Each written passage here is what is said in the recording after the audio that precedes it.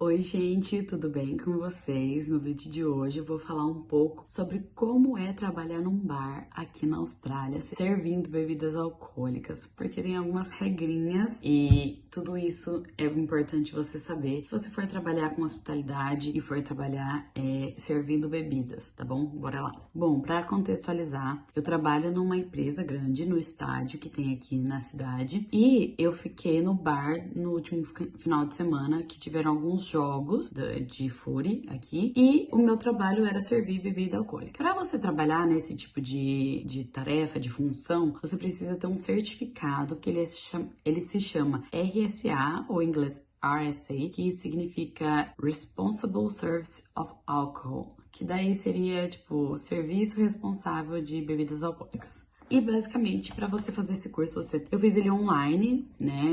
No site você tem que assistir umas videoaulas e ler uns textos e responder perguntas sobre o tema, sobre o conteúdo do texto. E fala bastante sobre as regras de cada país, as multas, os horários que pode vender bebida ou não, os locais que pode vender, por exemplo, o mercado não vende bebida, somente em lojas especializadas, como se fosse distribuidora de cerveja que tem no Brasil, né?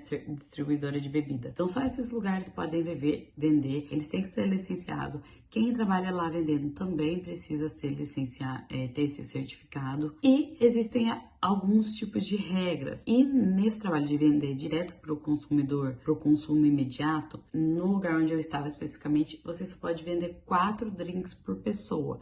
Então, se a pessoa vai lá para pedir 4 cervejas, ela pode levar. Se ela for pedir 5 ou tipo 3 cervejas e duas taças de vinho. Então a gente não pode fazer essa venda, a não ser que tenha, tipo assim, ela vai com mais uma pessoa. Então, tipo assim, eu vou para comprar as 3 cervejas e o meu marido vai lá e junto comigo e ele compra os 2 vinhos.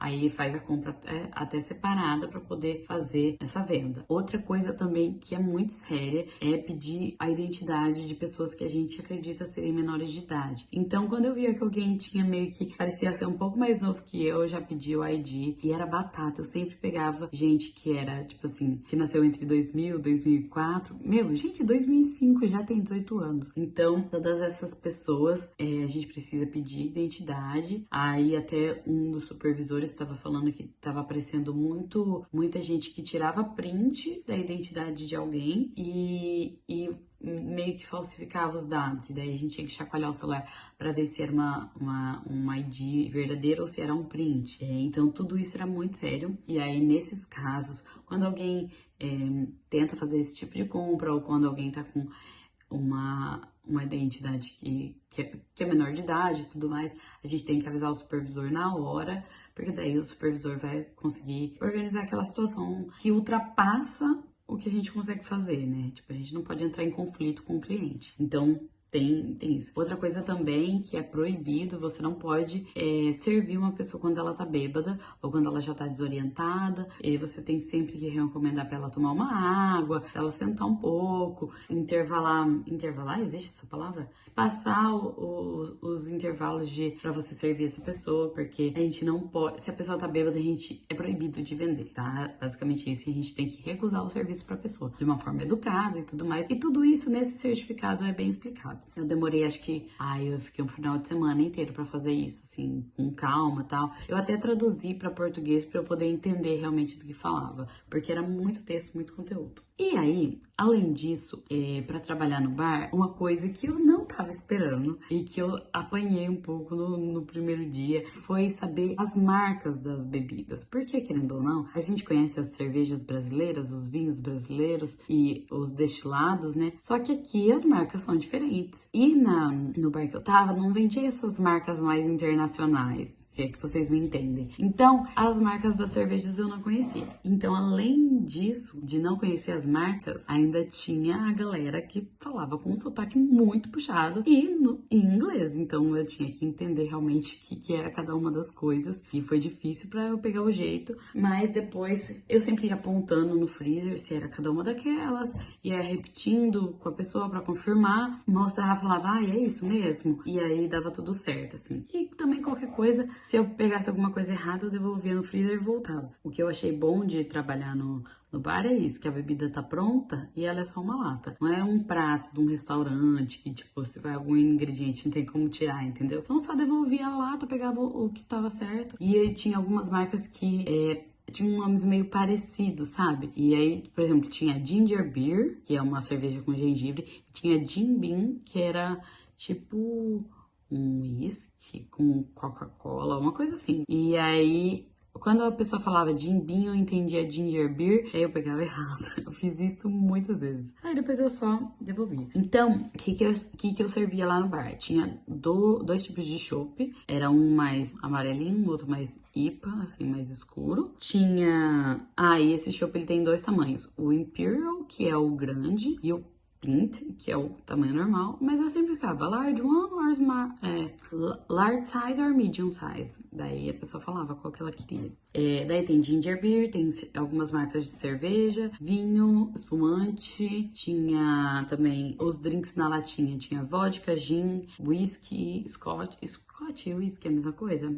Não sei. Sei que daí tinha as marcas lá. E aí tem também as regras do lugar, por exemplo, eu tava num estádio, então pra servir essas pessoas, a gente precisa abrir as latinhas todas, não pode entregar a latinha fechada pra pessoa. E também a gente precisava, quando era alguma coisa na garrafa de vidro, porque, por exemplo, a cerveja preta, tinha cerveja zero e uma gluten free. Essas que eram na garrafa de vidro, a gente tinha que colocar no copo de plástico pra entregar pra pessoa. A gente não podia dar a garrafa e não podia dar a lata fechada. Então tinha que fazer isso toda vez. E aí, pra fazer isso, a gente tinha tanto o abridor de latas e a supervisora lá deu uma dica, e isso é uma coisa que a galera sempre fala. Só que eu nunca vi no Brasil, de usar colherzinha de sobremesa pra abrir a latinha. E eu não dei bola pra essa colher no começo. Mas no final do primeiro dia eu já tinha quebrado minha unha aqui, essa também. E aí eu falei, mano, é bom usar a colher. Daí a supervisora falou assim, ó, é pra usar a colher, não é pra abrir com a mão. Aí comecei a abrir com a colher e eu peguei o jeito, assim, foi de boa. Então, isso é uma regra que tem lá. E até isso de não abrir com a mão é uma regra para os funcionários, para não se machucar. E depois a gente vai pegando o jeito. E vamos às dificuldades. Bom, a primeira dificuldade que eu tive foi de entender algumas vezes o sotaque, porque o sotaque dos australianos ele é mais puxado do que um inglês britânico, por exemplo. E até porque no Brasil a gente nem aprende inglês britânico, né? A maioria das vezes a gente aprende o dos Estados Unidos. As marcas serem diferentes e a espuma no chopp foi uma dificuldade que eu demorei para pegar o jeito. Pôr o copo inclinadinho, bonitinho. Aí até que depois eu consegui. Mas, nossa, foi difícil. Até que daí depois, com o tempo, eu fui pegando jeito. No primeiro dia foi um desastre, mas depois no segundo, terceiro e no último dia eu tava já melhor. Outra coisa também, decorar o nome das marcas. Então, quando eu já escutava, eu ia lá e saber também aquele joguinho de cintura, tipo, essa daqui, é só uma, e tá total, só 4 por pessoa, beleza? Esse tamanho mesmo. E às vezes, quando dava uma confundidinha, eu sabia como escapar dessa confusão, assim, sabe? De conseguir entender o que a pessoa tava falando. E, gente, gastei inglês, hein? Porque daí não tinha nenhum brasileiro comigo no bar. Era só de pessoas de outros países, cada dia de um país diferente. Muito australiano para consumir. E, realmente, a prática foi fazendo eu conseguir agilidade e cobrar. Até a maquininha, o sistema lá, já tinha os nomes certinho. Então, eu tinha que lembrar, essa daqui é esse nome aqui. E aí clicar, pedir para passar o cartão, todas essas coisas. Mas assim, foi uma experiência que eu achei muito legal. Eu vou continuar trabalhando no bar nas próximas vezes que eu for nesse job. Então, se você tá a fim de fazer trabalhos na hospitalidade e trabalhar vendendo bebida alcoólica em bar, em pubs e restaurantes que vendem bebida, saiba que você precisa fazer esse certificado e depois eu acho que o tempo vai fazendo a gente ficar mais acostumado com o trabalho. Espero que vocês tenham gostado. Se vocês tiverem alguma dúvida sobre esse assunto, comenta aqui embaixo pra gente poder falar mais sobre e a gente se vê no próximo vídeo. Tchau! Deixa um like, se inscreve nesse canal, tá bom? Beijo!